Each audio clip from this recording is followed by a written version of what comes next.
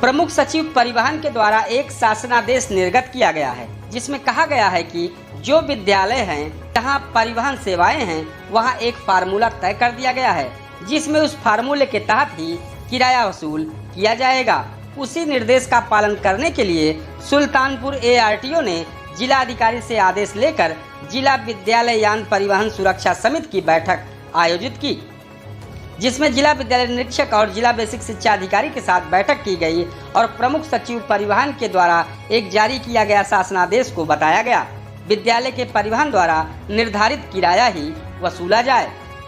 बैठक की अध्यक्षता करते हुए DM ने सख्त निर्देश दिए कि आगामी 15 दिनों के अंदर छात्र छात्राओं के परिवहन हेतु वाहनों का प्रयोग करने वाले सभी विद्यालयों में विद्यालय यान परिवहन सुरक्षा समिति के गठन की सूचना, कार्यवाही तथा शासन के निर्देशों की अनुपालन रिपोर्ट उपलब्ध कराई जाए।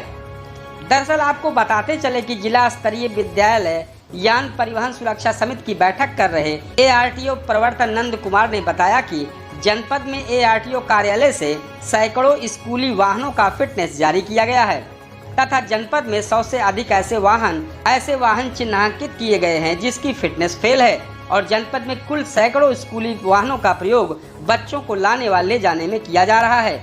वहीं कई विद्यालय प्रबंधकों को नोटिस भी जारी की गई है। देखिए, बैठक हुई थी, जिला विद्यालय परिवहन यान समिति की बैठक हुई थी। ये बैठक साल में 2 बार होती है, 1 जनवरी में, 1 जुलाई में। तो ये जुलाई वाली बैठक ड्यू थी, इसमें बैठक हुई। बैठक की सबसे बड़ी विशेषता ये थी कि प्रमुख सचिव परिवहन महोदय द्वारा एक शासनादेश निर्गत किया गया है। उस शासनादेश में कहा गया है कि जो विद्यालय हैं जहां परिवहन सेवाएं हैं, वो एक फार्मूला तय कर दिया है कि उस फार्मूले के तहत ही उनसे किराया वसूल किया जाएगा।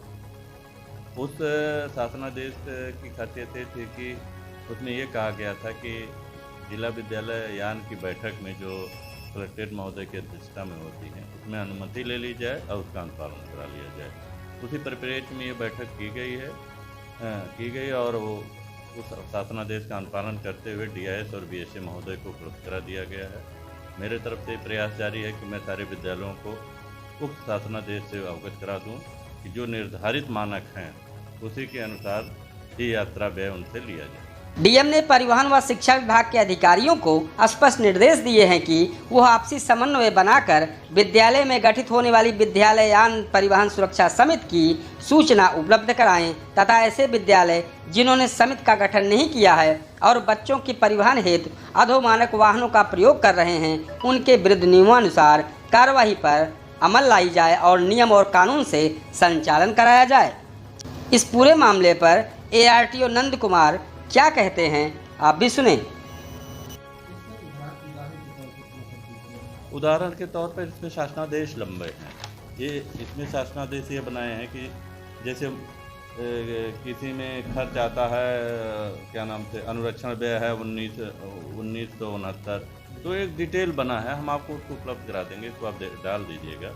तो 47-48 हज़ार जैसे एक वाहन का बनता है, तो उसका फार्मूला दिया गया है कि 1969 आपका अनुरक्षण व्यय होगा, 35,000 वो जो वेतन आज स्टाफ के लिए जाएंगे, और 42 सीटर की गाड़ी है तो पर सीटर 1600-1700 ऐसे डिसाइड किया गया।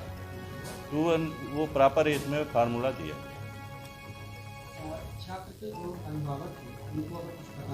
हाँ, बिल्कुल अच्छी बात है। मैं उनसे यही अनुरोध करना चाहता हूँ कि वो मानक के अनुसार जो मानक के अनुसार बसें हैं उसमें अपने बच्चों को बैठाएं। अनावश्यक जो अनधिकृत रूप से वाहन संचालित कर रहे हैं लोग, वाहन जैसे मैजिक टाइप के या बैंड में, इसमें अपने बच्चों को ना भेजें।